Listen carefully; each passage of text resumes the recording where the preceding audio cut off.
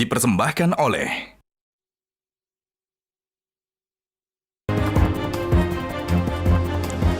Pemirsa, di tengah kabar tak sedap tentang gaya komunikasi pemerintahannya yang dinilai buruk, Presiden Prabowo Subianto pun membuat gebrakan. Selama 3 jam, Presiden Prabowo Subianto membuka dialog bersama dengan para ekonom dan pengusaha di acara Sarasehan Ekonomi Selasa lalu. Dialog ini bergulir ketika perekonomian dunia sedang terguncang akibat perang dagang yang ditabuh Presiden Amerika Serikat Donald Trump. Berbeda dengan opini yang berkembang di luar sana, Presiden Prabowo di forum ini mengatakan Indonesia baik-baik saja.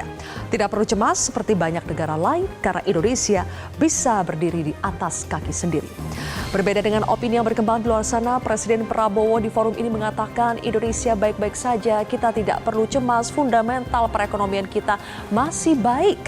Memang Presiden Trump akhirnya menunda pemberlakuan tarif impor selama 90 hari termasuk kepada Indonesia. Namun bukan berarti ancaman krisis ekonomi global sudah hilang. Genderang perang dagang yang terus ditabuh Presiden Trump kepada Tiongkok akan berdampak secara global. Para ekonom mewanti-wanti terjadinya perlambatan ekonomi di tanah air karena Amerika Serikat dan Tiongkok adalah 2 negara tujuan utama ekspor Indonesia. Banyak dampak yang sudah terasa seperti anjloknya IHSG dan pelemahan rupiah, belum lagi ancaman badai PHK. Singkatnya, krisis sedang mengintai Indonesia.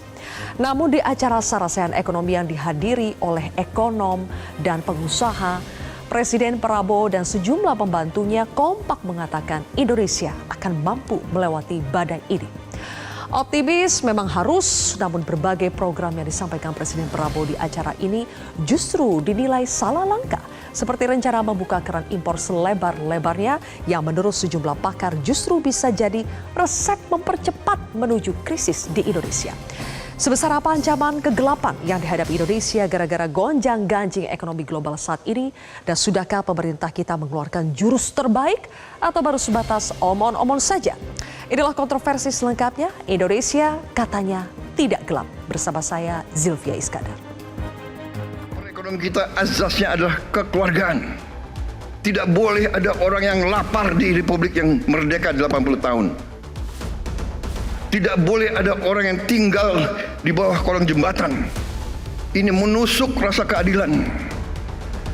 Tidak boleh ada orang yang tidak makan. Saya sudah mulai sadar bahwa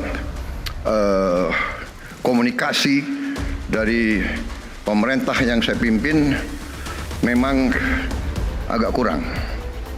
Dan itu adalah tanggung jawab saya.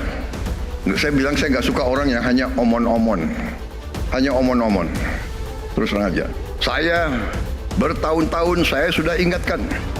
Mari kita bangun ekonomi kita. Dengan sasaran berdiri di atas kaki kita sendiri. Di zaman sekarang, pemimpin harus terbuka untuk masukan. Kita tidak anti kritik. Saya juga heran. Ya, ada orang yang mengatakan Indonesia gelap. Ya, saya kalau dia memang merasa gelap ya itu hak dia. Tapi kalau saya bangun pagi saya lihat Indonesia cerah. Saya optimis. Saya bangga sekarang jadi Presiden Republik Indonesia. Kekayaan kita akan kita kuasai. Akan kita kelola untuk sebesar-besarnya kepentingan rakyat. Pemirsa, untuk membahasnya sudah hadir 6 narasumber di studio Metro TV. Di sebelah kanan saya adalah Hanif Dakiri, Wakil Ketua Komisi 11 DPR RI. Selamat malam, Mas Hanif. Selamat malam, Mbak Mas Zilvia. Hanif Selamat di malam, Komisi Mbak. 11 fokus pada keuangan negara. Kemudian juga ada Mbak Irma Suryani, anggota Komisi 9 DPR RI, yang salah satunya membidangi ketenagakerjaan. Mbak Irma, selamat malam. Malam. Berikutnya juga ada Astrio Veligen, jubir Partai Gerindra. Mas Astrio, selamat malam. Selamat malam, Mbak Zilvia. Kemudian di sebelah kiri saya ada Mas Nailul Huda, ekonom dari Selios. Mas Nailul Huda, selamat malam. Malam. Kemudian juga ada Bang Said Iqbal, Presiden Konfederasi Serikat Pekerja Indonesia atau KSPI. Bang Iqbal, selamat malam. Assalamualaikum. Ini hadir 4 jam lebih ya Iya, di Sarasehan ya.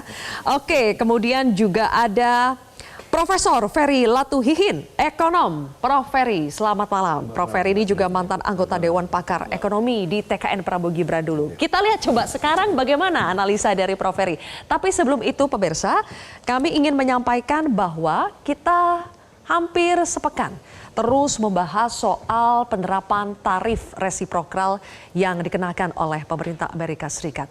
Sejak Indonesia masuk dalam daftar negara yang terkena tarif resiprokal atau tarif timbal balik oleh Presiden Amerika Serikat Donald Trump, Indonesia langsung memutuskan untuk menempuh jalur negosiasi ketimbang retaliasi. Kalau retaliasi itu artinya membalas. Hasilnya Indonesia menjadi satu dari 75 negara yang ditunda kenaikan tarif resiprokalnya oleh Amerika. Dan penundaan ini akan berlaku hingga 90 hari atau 3 bulan ke depan. Nah, Indonesia sekarang sedang dalam proses untuk membujuk Amerika Serikat untuk menurunkan tarif resiprokal 32% yang dikenakan kepada Indonesia dengan berbagai penawaran. Kami merangkum beberapa di antaranya. Pertama, Indonesia akan meningkatkan volume impor produk dari Amerika seperti misalnya kacang kedelai, kemudian gandum, kapas, engineering product, LPG, dan LNG. Presiden Prabowo bahkan mengatakan jika yang diinginkan Trump adalah tidak ada lagi defisit neraca perdagangan yang dialami Amerika, maka istilah dari Presiden Prabowo, Indonesia akan tawarkan Pak Pok. Maksudnya itu ya udah setara. Kalau Indonesia surplus 17 miliar dolar Amerika, maka Indonesia akan impor lebih banyak dari Amerika supaya Amerika juga dapat tambahan 17 miliar dolar itu. Nah, tawaran berikutnya kita akan lihat di next slide. Indonesia akan memberikan insentif fiskal dan non-fiskal berupa keringanan bea masuk dan juga berbagai pungut dari dan juga keringanan dari berbagai pungutan pajak. Kemudian yang ketiga kita lihat Indonesia juga akan lebih fleksibel terhadap TKDN atau tingkat komponen dalam negeri. Nah, apabila tawaran ini nanti diterima oleh Amerika, maka barang di sektor ICT atau teknologi informasi dan informatika yang diekspor Amerika ke Indonesia akan diberikan kelonggaran TKDN yaitu di bawah 25%. Presiden mengatakan Indonesia harus realistis. TKDN yang dipaksakan membuat Indonesia kalah kompetitif. TKDN makanya akan dibuat lebih fleksibel dan diganti dengan insentif. Selain menawarkan 3 hal tadi, Presiden Prabowo juga mengatakan akan menghapus kuota impor. Masih banyak pertanyaan sebetulnya, ini kuota impor untuk komoditas apa yang dimaksud? Hintnya atau petunjuknya yang disampaikan oleh Presiden adalah komoditas yang menyangkut hajat hidup banyak orang. Kebijakan ini langsung menuai kontroversi karena selama ini kuota impor dibatasi demi menjaga industri dalam negeri. Dan terakhir, dalam acara Sarasehan Selasa lalu, Presiden Prabowo langsung menyetujui usul dari Konfederasi Serikat Pekerja Indonesia atau KSPI untuk membentuk Satgas PHK sebagai antisipasi dari dampak PHK. Saya akan langsung bertanya kepada Bang Said Iqbal di sini karena ikut menghadiri Sarasehan Ekonomi pada Selasa kemarin hampir 4 jam. Bang Iqbal, jadi ketika mendengarkan penjelasan Pak Prabowo dan juga para menterinya mengenai Indonesia saat ini, apa strategi Indonesia untuk menghadapi tantangan ekonomi global, merasa teryakinkan bahwa Indonesia tidak gelap, bahwa Indonesia itu cerah seperti kata Pak Presiden? Yang pertama tentu seorang pemimpin tertinggi dalam satu negara atau satu organisasi menunjukkan optimisme. Semangat untuk tetap bertahan kalau perlu bangkit. Aura itu terasa sekali di ruangan itu oleh Pak Prabowo. Jadi kalau ditanya gelap atau cerah, tergantung sudut pandang. Oke. Anak muda tetap bilang gelap. Bang Iqbal boleh pakai mikrofonnya seperti ada gangguan di audio? Baik, saya ulangi. Jadi yang paling penting dalam kepemimpinan bagi kami orang-orang kelas bawah, khususnya buruh, adalah tentang menumbuhkan optimisme, semangat untuk tetap bertahan dalam kesulitan. Tentu optimisme itu harus diiringi dengan tindakan yang kita lihat apa jejak rekam tindakan yang akan diambil kebijakan. Nah, bagi kami sudut pandang gelap atau cerah, Pak Prabowo mengatakan cerah, teman-teman mahasiswa dan anak muda menyatakan gelap, itu sudut pandang harus diberi ruang yang sama. Teman-teman buruh? Teman-teman buruh antara gelap dan terang. Apa itu? Mendung. Mendung tapi tidak kelabu. Jadi bagi buruh yang terasa sekali itu adalah seperti kami sampaikan kepada Bapak Prabowo adalah dampak PHK. Oke. Secara makro Bu Sri Mulyani misalnya menjelaskan fundamental ekonomi baik, it's okay. Beliau memahami itu, APBN juga katanya siap bertahan. Nanti Pak Ferry bisa menganalisa lebih lanjut.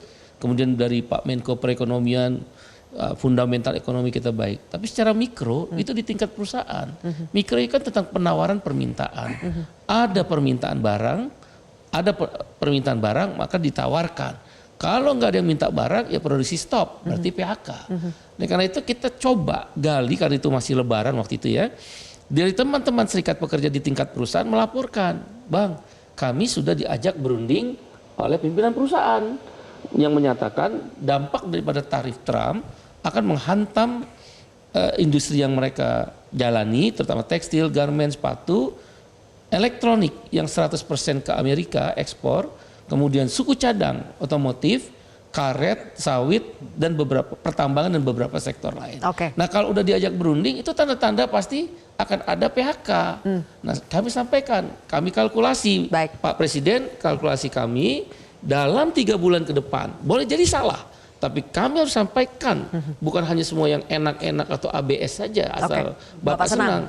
50.000 buruh terancam PHK. Sudah ada kalkulasi itu. Boleh nanti Sudah dijelaskan dari mana datangnya bisa Ya. sampai 50.000 itu tuh. Ya. Tapi saya geser dulu ke Mbak Irma. Mbak Irma, lagi-lagi Indonesia cerah tidak gelap itu fakta atau retorika? Retorika. Kenapa? Kalau menurut saya hari ini di dapil saya contohnya ya, itu petani-petani menyatakan sangat gembira karena hasil penjualan gabah mereka naik, kemudian pupuk juga sekarang sudah langsung. Dan mereka menerima harga pupuk itu sama dengan harga yang sudah disampaikan pemerintah.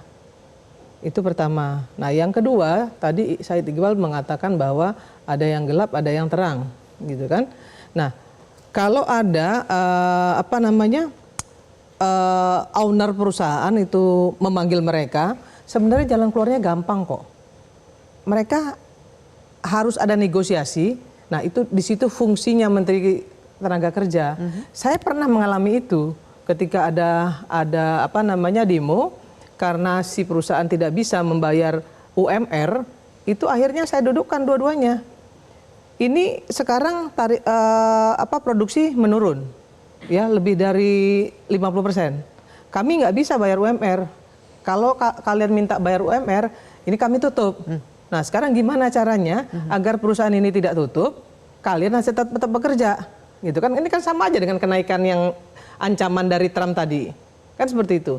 Sebenarnya kalau ada keberpihakan dari Menteri Tenaga Kerja mau turun, gitu ya, mau melakukan pendampingan. Nah, Said Iqbal juga harus melakukan itu sama anak buahnya.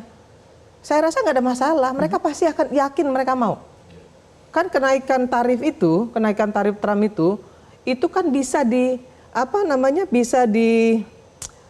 kalkulasi berapa sih naiknya kan gitu. Kemudian kalau ingin nggak tutup, kami turunkan gajinya sedikit, mau nggak gitu. Agar tercapai itu antara produksi dengan gaji yang mereka terima. Saya yakin mereka mau kalau kita bisa meyakinkan mereka bahwa ini situasi ini bukan hanya di Indonesia terjadi, di seluruh dunia. Bahkan Menhan di Kementerian Pertahanan Amerika itu 80.000 loh yang dipecat-pecatin. Oke. Nah, artinya pemerintah harus hadir. Sahabat saya Said Iqbal ini juga harus menyampaikan kepada anak buahnya bahwa ini harus kita duduk bersama gitu ya untuk kepentingan bersama agar PHK massal itu bisa dihindari. Tapi yang jelas ancaman itu ada ya, Pak Irma? Ada. Oke. Yakin ada. Saya ingin pindah ke Prof. Ferry. Prof. Ferry, kita belum mendapatkan jawaban yang firm ya, masih di tengah-tengah nih antara gelap dengan cerah. Tapi kalau Prof. Ferry pendapatnya bagaimana dengan berbagai indikator? Di satu sisi dari pemerintah kita mengatakan semua indikator, ada beberapa indikator perekonomian kita, fundamental perekonomian kita itu yang bagus. Ketua LPS juga sudah membenarkan itu dari survei LEI, Leading Economic Index pada bulan Maret 2025 itu juga di atas 150 poin, yang artinya fundamental ekonomi kita itu bagus. Tapi apakah Prof. Ferry juga melihat fakta di lapangan seperti itu, fundamental ekonomi kita masih bagus meskipun ada kebijakan tarif Trump itu? Gini, sebagai ekonom saya cuma melihat numbers yang saya percaya ya. Pertama adalah kalau kita lihat kemarin bagaimana pendapatan pajak kita terlepas dari konteks ya, pendapatan pajak dan non pajak kita kalau nggak salah drop 16,76% di kuartal pertama dibandingkan kuartal pertama. Oke, silakan Prof. Ferry. Oke. Yang kedua, kita lihat yang kasat mata. Yang kasat mata itu bagaimana pemudik kemarin turun sangat drastis ya, 50 juta orang kalau nggak salah ya, dalam percentage 24%. Yang ketiga, data yang juga tidak bisa dibohongi adalah turunnya middle income class kita jumlahnya dari 57 juta sekian sampai 47 juta sekian selama 5 tahun terakhir. Itu sebelum ada kebijakan Trump Sebelum bahkan. ada kebijakan Trump. Yang keempat, kita lihat bagaimana saving dari masyarakat kita turun dari 3 juta rupiah menjadi 1,3 juta rupiah. Dan ini indikator-indikator ekonomi yang seharusnya dari situ kita bisa imply bahwa ekonomi kita tidak baik-baik saja terlepas dari Trump, ya kan ya. Nah, masalahnya kembali lagi, kalau tahu orang-orang turun ke jalan, mahasiswa bilang Indonesia gelap atau kabur aja dulu. Satu, Mbak, yang ditakutkan adalah hope, ya. Kita akan stres ketika kita lihat hope itu semakin menipis, ya, bahwa kita on the way down, ya kan. No matter berapa tinggi kita berada. Misalkan Mbak seorang konglomerat, oke, fine, ya kan, orang lihat dari luar, oh tajir melintir, nggak ada problem. Tapi Mbak pasti stres kalau lihat bisnis Mbak going down, ya nggak? Begitu juga dengan si kecil, tukang ojek, ya kan, walaupun memang statusnya tukang ojek cuma 100.000, tapi begitu dia mendapat harapan mendapat 150.000, kecil Mbak, tapi harapan itu naik. Ya, inilah yang membuat psikologi masyarakat mengatakan Indonesia gelap. Kenapa? Karena on the way down ekonomi kita, dan itu tidak bisa dihindari berdasarkan data-data yang ada. Tadi simpel aja, kita paling kasat mata lah kemarin, bagaimana pemudik begitu drop ya. Padahal yang namanya mudik itu, lebaran itu dibela-belain loh bos. Karena itu tradisi yang udah ratusan tahun ya, bahwa pada saat lebaran mereka harus pulang, ya kan? Dan jumlahnya juga pun sangat fantastis in term of percentage, itu lebih dari 24% loh. Ya. Jadi Prof. Ferry melihat ada indikator lain yang bisa membantah apa yang disampaikan oleh pemerintah. Bukan, saya tidak mau bilang juga Indonesia ini gelap gitu loh ya, enggak. Tapi at least kita not on the way up, ya kan? Dan saya yakin bahkan OCBC sudah mendowngrade pertumbuhan ekonomi kita dari 5,2% ke 4,9%, dan setelah kasus Trump 4,7%. Sedangkan estimasi saya sendiri 4,5% loh. Ya, jauh dari. So we are going down. We are going down. Bagaimana tanggapan dari Mas Astrio? We are going down, tidak seperti apa yang disampaikan oleh Presiden dan para menterinya di Sarasehan kemarin. Nanti kita akan bahas selesai jeda, pemirsa, tetaplah di Kontroversi.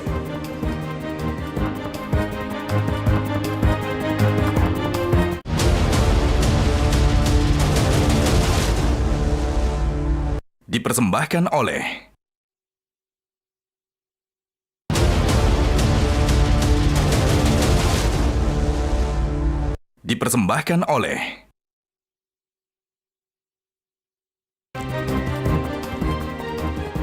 Baik, kembali lagi di Kontroversi, pemirsa. Jadi Mas Astrio, kata Prof. Ferry, we are going down.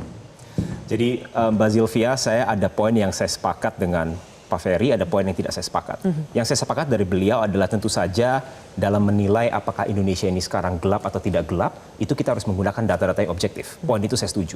Cuman saya tidak sepakat dengan Prof. Ferry terkait sudut pandang dari data-data yang beliau gunakan. Barusan tadi Prof. Ferry misalnya mencontohkan bahwa di dalam kuartal pertama terdapat kontraksi dari total penerimaan pajak kita. Yang memang di satu sisi betul, tetapi kontraksi tersebut itu terjadi karena memang ada beberapa hal. Seperti contoh di tahun ini kita baru saja menerapkan sistem Cortex atau maupun ada penerapan TER. Tapi jangan lupa juga, khusus di bulan Maret, kita mengalami peningkatan sekitar 9,1% jika dibandingkan dengan Maret tahun lalu. Nah, poin-poin ini yang seharusnya dapat dilihat secara makro dan lebih secara keseluruhan, itu yang pertama. Kedua adalah kalau kita melihat tren pertumbuhan di konsumsi dalam negeri, Indonesia berada di level pertumbuhan ini masih mencatatkan angka positif di angka sekitar 4-5%, yang merupakan angka yang sangat baik.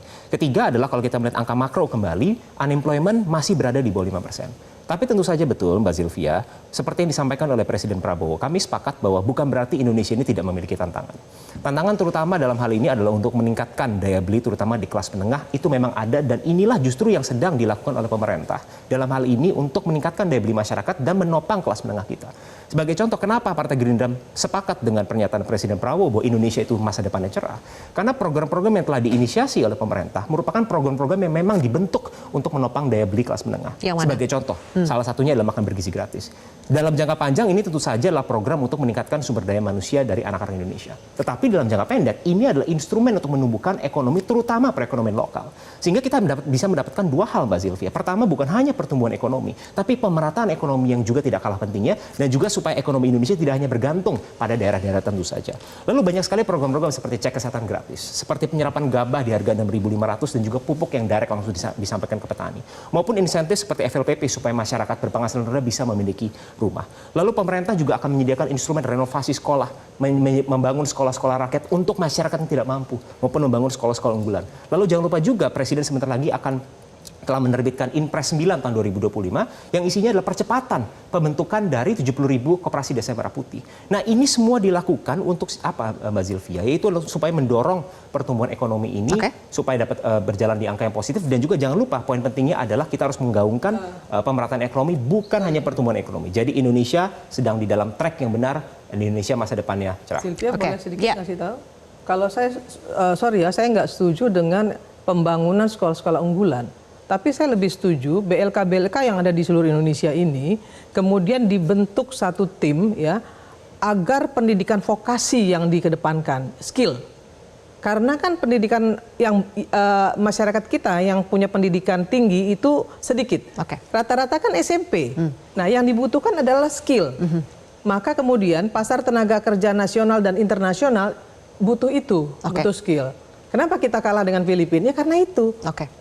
Bahasa kita sama sekali nggak mampu, anak-anak kita ini. Itu masukannya ya untuk sekolah unggulan. Itu yang paling pendidikan penting. vokasi Kalau unggulan itu terlalu banyak anak yang tamat SMP nggak mungkin bisa masuk lagi di sekolah unggulan. Tapi poin yang disampaikan oleh Mas Astrio adalah Prof. Ferry, sudah banyak sebetulnya program yang digagas dan akan dikerjakan oleh pemerintahan Prabowo untuk mengerek kelas menengah ini untuk bisa lebih baik lagi untuk meningkatkan pertumbuhan ekonomi. Bagaimana Prof. Ferry? Gini, kita bisa ukur aja lah ya, kalau masalah fundamental ekonomi. Mikrofon, Prof. Ferry. Kalau masalah fundamental ekonomi, saya tetap mengacu bahwa the trend is going down.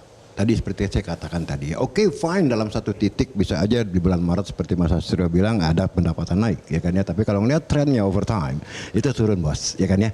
Nah, kemarin juga yang paling kasat mata kembali lagi lah, ya nggak usah berteori banyak, ya bagaimana mudik to drop sampai 24% gitulah. Nah, yang ketiga, kalau dikatakan program MBG ini adalah menciptakan lapangan kerja, saya tidak yakin, bahkan ini pemborosan yang sangat dahsyat. Itu dari saya. Sebab program MBG ini kalau memang mau tepat sasaran cukup dengan 5-10 T dengan sistem kupon. Saya sudah usulkan ya. Tidak semua 82 juta manusia dikatakan kurang gizi. Sebab berdasarkan data statistik cuma 7,1% orang-orang yang benar-benar membutuhkan gizi ya kan, dan itu jumlahnya cuma 20 juta dan tidak semua anak sekolah. Kenapa sampai harus 82 juta disuapin? Dan ini adalah pemborosan yang sangat dahsyat. Jadi kalau untuk mengangkat pertumbuhan ekonomi melalui pemborosan, saya kira itu teori yang salah. Ya, saya sebutnya koplaknomics.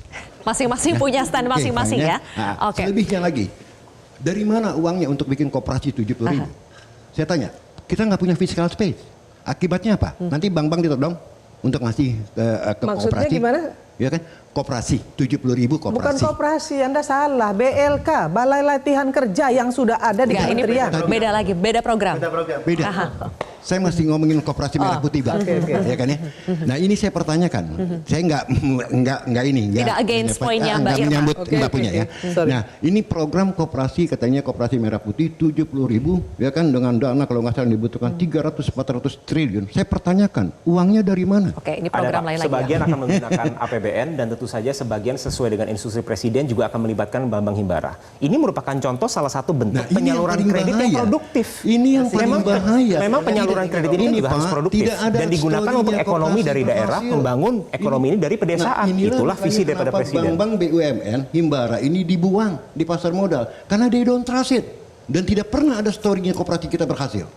Kalau pasar modal itu hal yang berbeda ya Pak Ferry. Dan saya yakin Pak Ferry sebagai praktisi ekonom pasti Pak Ferry mengerti dengan baik. Kalau kita berbicara fundamental daripada bank-bank BUMN kita semuanya berada di level yang baik. Cuman kalau masalah pasar modal ya ini bukan hanya terjadi hanya di IHSG saja. Bahkan kalau kita berbandingkan dengan Shanghai, dengan Hang Seng, mereka dropnya jauh lebih banyak. Memasukkan bank-bank Himbara ke dalamnya, semua sell itu bank. Dan terjadi apa yang terjadi? Begitu terjadi trading halt Pak, saat semua pasar hijau kita terjadi trading halt. Dengan salah satunya, bukan salah satunya, sebanyak orang membuang bank karena dia worried. Lagi-lagi ini Prof Ferry berbicara tentang pasar modal ya, sedangkan beliau belum mengadres bahwa fundamental perbankan BUMN kita berada di level yang sangat baik. Oke. Nanti kita bahas lebih jauh lagi ya, biar dapat giliran nih Mas Hanif Dakiri dan juga Mas Nailul. Oke, Mas Hanif, untuk Anda saya ingin putarkan dulu ya, ada pernyataan dari Pak Luhut, Ketua DEN dan juga Menkyu Sri Mulyani tentang krisis. Kita sebenarnya tidak perlu khawatir berlebihan. Kalau kita waspada, yes. Pengalaman kita juga menangani kasus-kasus besar sudah cukup banyak. Bagaimana negara-negara lain pontang-panting menghadapi COVID, kita mampu mengatasi dengan baik. Jadi banyak sekali sebenarnya peluang-peluang yang kita bisa lakukan. Tapi seperti yang dikatakan Presiden, kita semua harus mendukung, tidak memfabrikasi berita-berita yang belum tentu benar. Kita justru memfabrikasi berita-berita yang baik, yang positif mengenai negara kita. Karena kita sedang menghadapi situasi global. Jadi saya ingin memberikan keyakinan bahwa penerimaan pajak masih on track. Karena dalam sebulan terakhir ini dibuat headline untuk membuat seolah-olah APBN tidak sustainable, APBN tidak prudent, dan ini akan menjadi berantakan. Tidak. Presiden memang punya banyak program, tapi itu semuanya didesain dalam APBN yang tetap prudent dan sustainable. Jangan kita semua menambah keresahan yang tidak perlu untuk hal-hal yang sebetulnya fundamentally masih baik. Mas Hanif, Komisi 11 melihat apa yang disampaikan oleh Pak Luhut, Bu Sri Mulyani tadi, Indonesia dalam kondisi yang baik, Indonesia sudah terbiasa juga dalam menghadapi krisis. Apakah itu adalah pernyataan yang dirasa oleh teman-teman di Komisi 11 itu adalah sebuah fakta yang terjadi hari ini, atau sebetulnya itu hanya narasi untuk tidak membuat publik khawatir? Jadi sebelum saya menjawab langsung soal Pak Luhut sama Bu Sri Mulyani, menjawab pertanyaan awal soal Indonesia ini gelap apa tidak. Saya mau katakan bahwa Indonesia itu belum gelap, tapi kita perlu segera menyalakan obor harapan. Dan itu sudah dilakukan oleh Pak Prabowo sebagai presiden kita. Hari ini, terutama kemarin beberapa waktu terakhir, termasuk yang sarasehan dihadiri Pak Iqbal itu, Pak Prabowo sudah memberikan harapan betul, memberikan optimisme kepada masyarakat. Dan itulah syarat pemimpin yang paling penting, bisa memberikan harapan kepada mereka yang dipimpin. Yang kedua, kalau kita bicara soal ekonomi secara keseluruhan, saya ingin memperkuat yang disampaikan oleh Mas Astro, bahwa memang fundamental ekonomi kita ini masih kuat. Misalnya kalau kita baca data ya, misalnya indeks PMI kita, manufaktur misalnya, itu masih mengalami kenaikan. Ekspansinya sampai 52,4%. Neraca perdagangan kita masih surplus. Penjualan retail dan otomotif juga terus tumbuh. Kalau kita bicara soal indeks kepercayaan konsumen, ini masih naik. Neraca perdagangan kita masih surplus.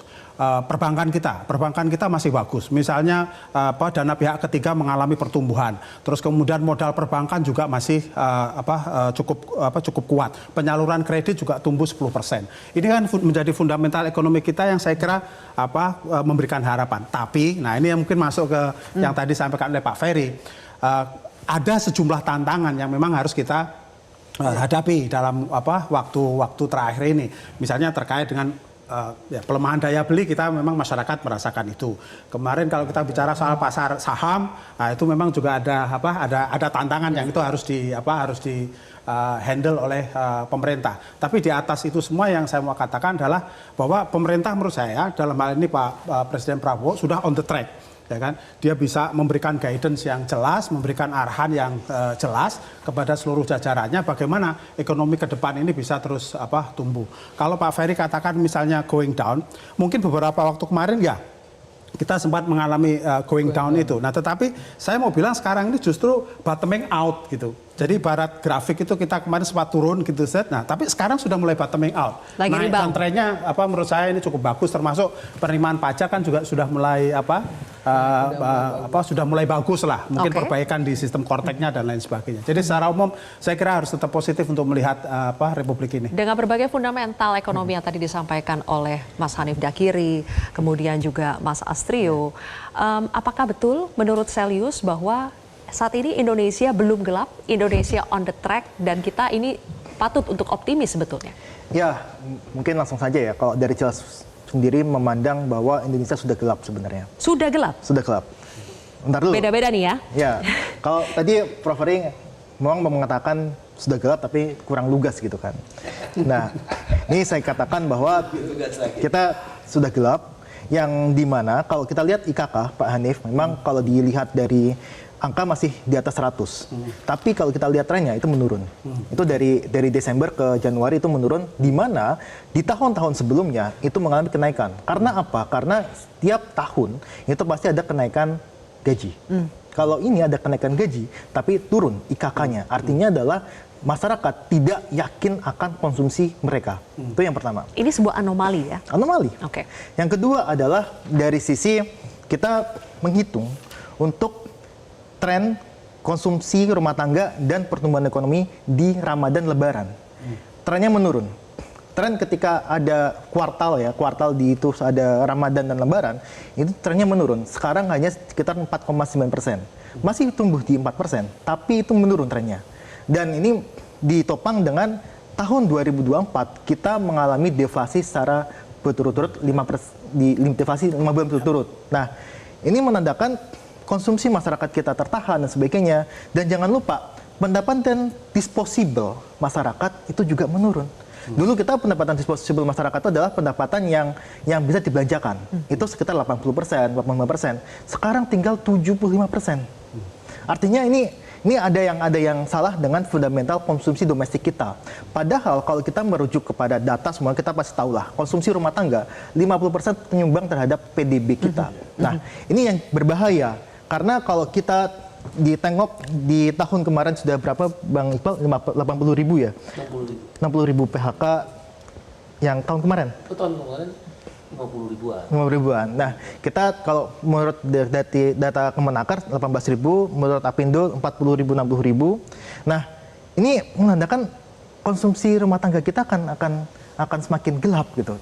Nah, sayangnya kalau tadi Pak Hanif bilang obornya itu udah dinyalakan, tapi sayangnya minyaknya nggak kuat. Minyaknya nggak kuat. Nah, minyaknya dari mana? Dari APBN dan sebagainya yang saya rasa ini yang jadi persoalan gitu, Mbak. Oke. Sedikit aja Mbak Zilvia. Boleh, obor sudah dinyalakan, minyak tidak kuat. Mas Astrio mau menjawab setelah jeda, saya akan kasih waktu ya. Sesaat lagi pemirsa.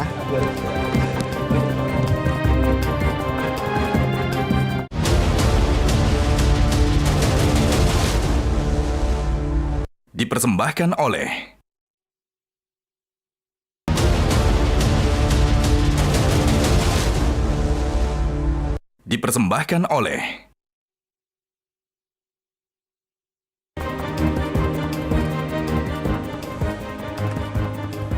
Baik, pemirsa, kembali lagi di Kontroversi. Sepertinya narasumber kami di studio memang masih berdebat ya, apakah Indonesia cerah atau gelap.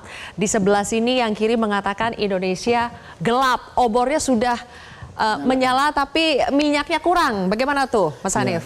Justru biar minyaknya nggak kurang, maka satu, kita nggak boleh saling menyalahkan. Yang kedua, ini saatnya kita untuk bersama-sama sebagai bangsa, kita ini harus gotong royong ya, untuk mendorong agar ekonomi kita bangkit lagi. Setidaknya ada tiga sisi yang kita bisa lihat. Satu adalah soal daya beli rakyat. Nah, gimana caranya kita ini melakukan penguatan daya beli rakyat? Makanya kita dorong nih pemerintah bisa memperkuat daya beli rakyat dengan melakukan percepatan insentif-insentif yang untuk masyarakat, entah itu BLT kah, entah itu insentif untuk UMKM lah, entah itu untuk macam-macam seperti MBG dan lain sebagainya.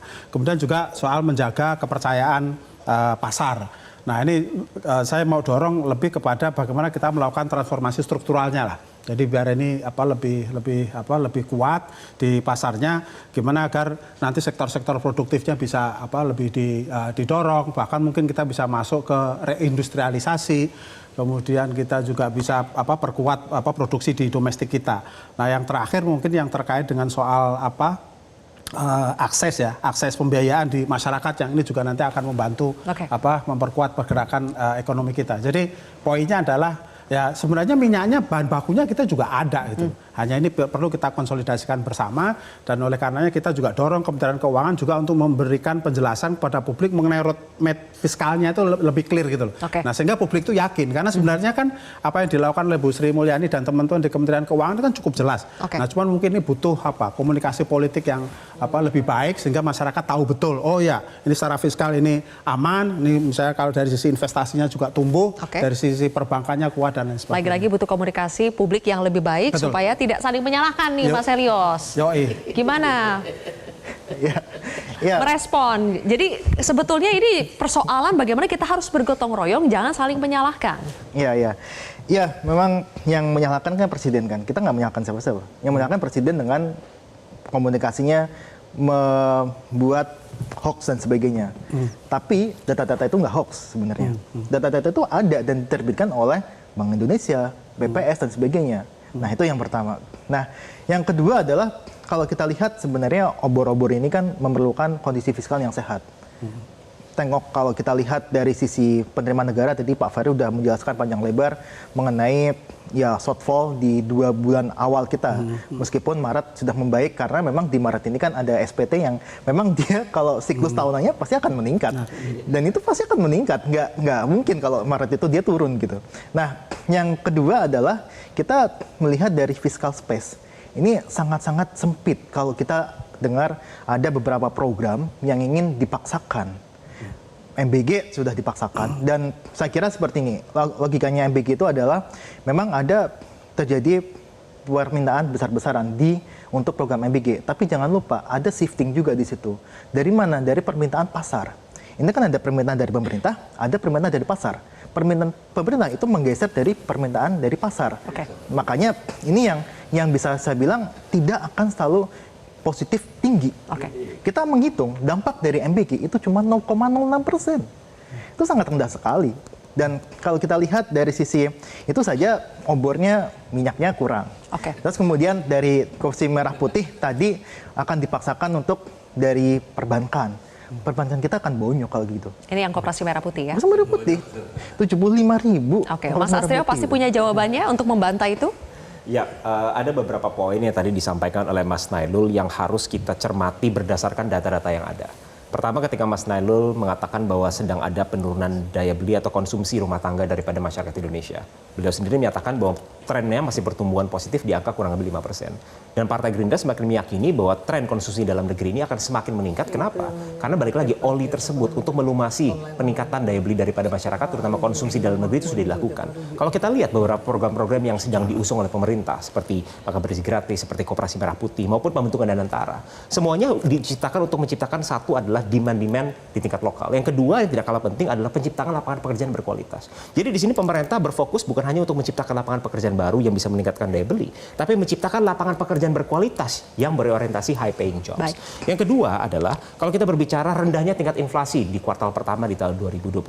Perlu kita sadari bahwa rendahnya tingkat inflasi justru merupakan bentuk keberhasilan daripada pemerintah dalam mengendalikan harga. Kenapa? Sebagian kontribusinya itu lahir daripada administered pricing, seperti contoh diskon 50% dari tarif listrik di bulan Januari dan Februari yang sempat kita rasakan. Yang kedua adalah karena memang dari sisi supply, pemerintah berhasil menjaga supply ini tetap terjaga. Jadi kalau inflasi itu biasanya adalah karena demand-nya terlalu tinggi, supply-nya nggak ada. Kali ini demand-nya tetap tinggi, tetapi supply-nya juga bisa dijaga sehingga inflasinya bisa terkontrol. Terakhir adalah kita harus menyadari juga bahwa kalau berbicara angka PHK, katakanlah di tahun 2024, ya kita akuin ada PHK. Mungkin angkanya bervariasi, ada yang mengatakan sekitar 40 sampai 50 ribu. Tetapi kita juga harus fair. Berapa jumlah pekerjaan yang telah berhasil diciptakan selama tahun 2024. Di sini ada Pak Hanif, beliau juga waktu itu mantan Menteri Tenaga Kerja. Beliau mungkin merasakan kalau sedang ada tren PHK itu cenderung memang disoroti oleh media. Tetapi ketika ada gelombang penyerapan tenaga kerja baru seperti di tahun 2024, penyerapan tenaga kerja di sektor manufacturing itu tembus di angka 1 juta. Mungkin pemberitaannya kurang, Mbak Zilvia. Jadi yang kita katakan adalah bahwa tantangan ada, tetapi secara tren makro ini angka-angka tersebut semuanya berbicara bahwa kita sedang on the right track dan Indonesia sedang bertumbuh dengan baik. Satu. TPT di September tahun 2024 naik dari Februari tahun 2024. Yang salah. TPT, tingkat pengangguran terbuka. Oke, kami akan tampilkan data yang tersaji saat ini ya, data dari Kemnaker soal jumlah PHK dari Januari sampai Februari 2025. Boleh tolong ditampilkan teman-teman. Yang intinya menurut Kemnaker itu sampai Februari 2025 totalnya sudah 18.610. Apindo punya data lebih dari ini, 40 ribuan. KSPI juga katanya menghitung sudah lebih juga dari ini. Pertanyaan saya ke Mbak Irma terlebih dahulu. Mbak Irma, kita pakai data Kemnaker lah ya, data resminya. Apa yang salah ketika baru sampai Februari 2025 itu sudah 18.610 karyawan kita, orang-orang yang di PHK? Sebenarnya di bulan September, Agustus September itu Ibu Menteri Tenaga Kerja Ida Fauzia menyampaikan kepada Komisi 9 dalam RDP itu ada 190 lapangan pekerjaan di seluruh Indonesia. 190 ribu? Yang sudah terserap sekitar 90 ribu. Artinya kan masih ada 80 ribuan. Itu Ibu Ida Fauzia menyampaikan itu di RDP di Komisi 9. Dan ketika saya tanyakan di mana lapangan pekerjaan itu tersebar ke seluruh Indonesia. Hanya saja memang komunikasi publik, lagi-lagi komunikasi publik dan sosialisasi dari pemerintah, CQ Menteri Tenaga Kerja itu nggak bagus. Sehingga masyarakat di daerah, mohon maaf ketika saya melakukan sosialisasi misalnya, itu masyarakat yang mau mencari pekerjaan gitu nggak tahu di mana dia bisa melamar pekerjaan. Gitu. Nah yang begini-begini kan harusnya disosialisasikan. Nah ini yang terjadi gitu. Banyak pekerjaan yang masih bisa diambil oleh masyarakat, tetapi informasinya nggak jelas gitu. Mbak Irma dikit ya. Jadi memang problem pengangguran kan bukan semata bahwa kemudian lapangan pekerjaan seolah-olah menyempit terus.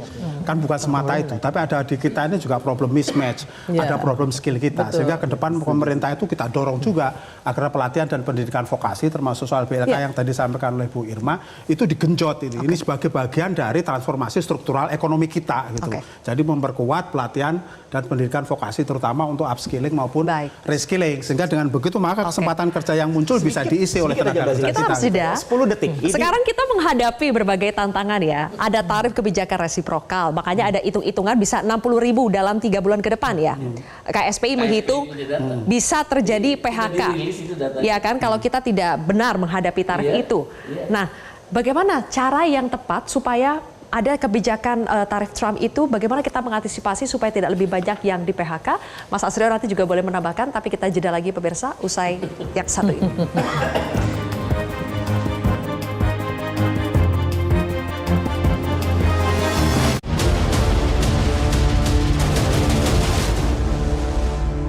Dipersembahkan oleh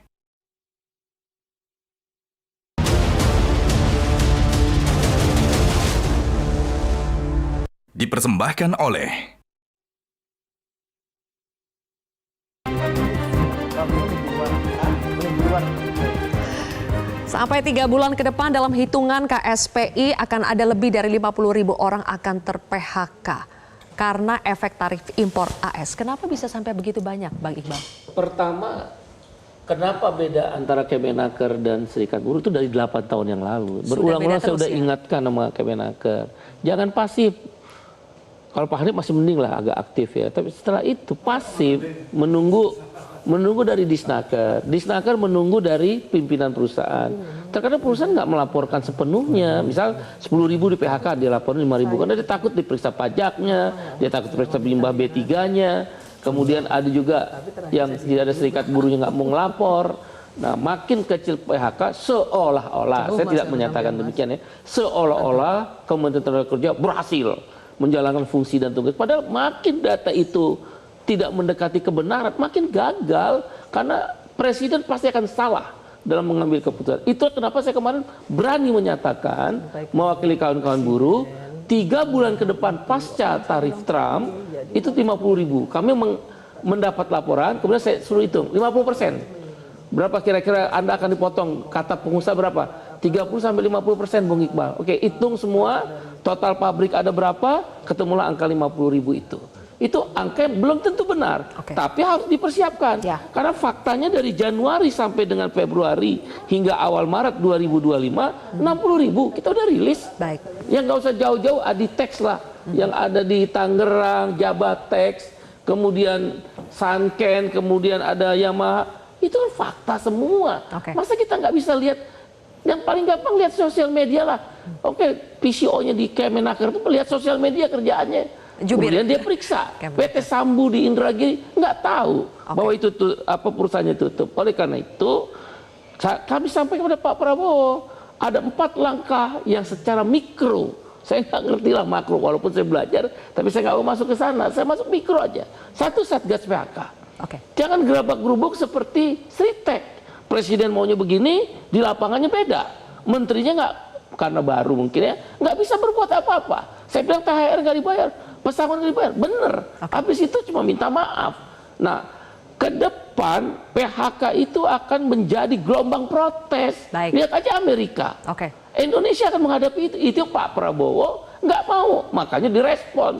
Yang paling kami sepakati adalah Satgas PHK. Bikin poskonya, bikin mappingnya, kita klasifikasi kalau sebelum terjadi PHK langkah-langkahnya apa, kalau udah mulai oleng antisipasinya apa.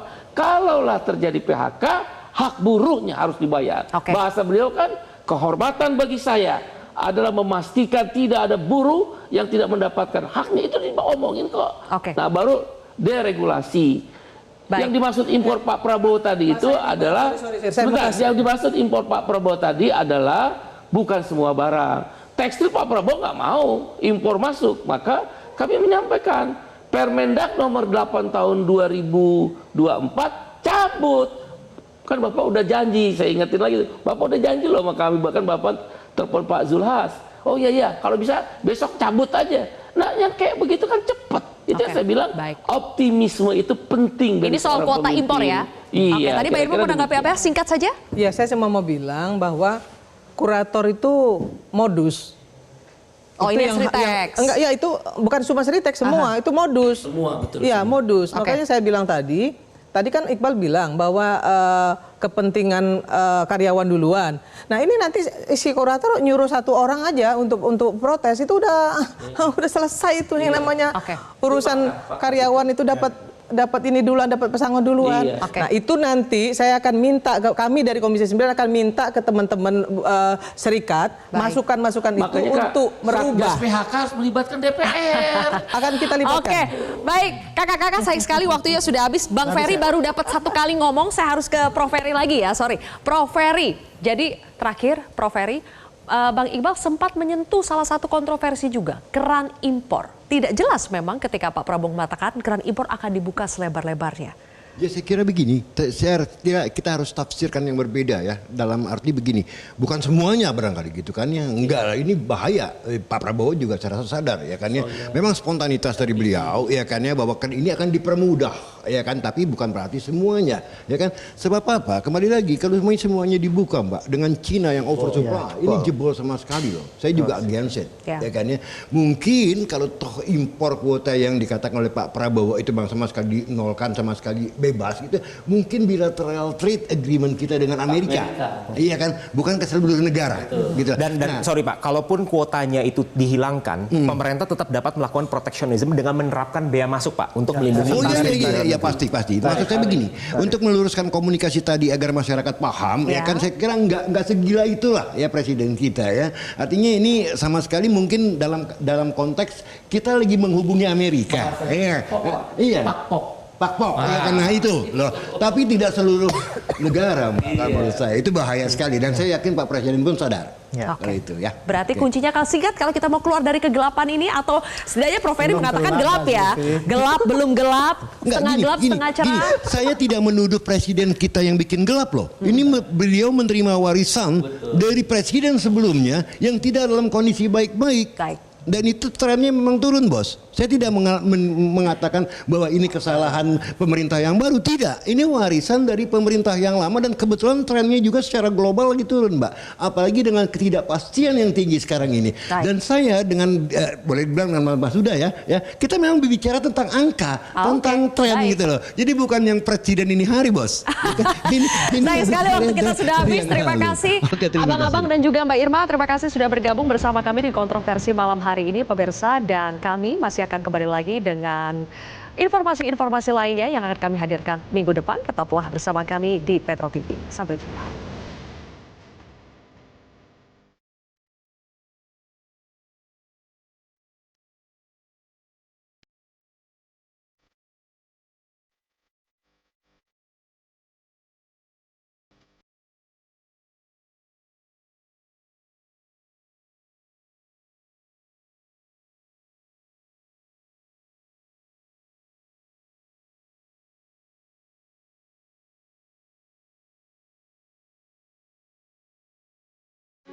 Metro TV dipersembahkan oleh